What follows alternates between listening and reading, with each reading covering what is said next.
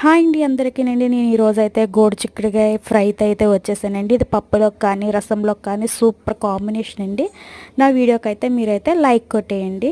దీనికి కావాల్సిన పదార్థాలు తయారు చేసుకునే విధానం అయితే ఒకసారి అయితే చూసేద్దాం. ముందుగా చిన్న చిన్నగా కట్ చేసుకున్న గోడు చిక్కుడుకాయలో కొంచెం వాటర్ వేసుకుని ఉప్పు వేసుకుని ఉడకబెట్టేసుకోవాలండి.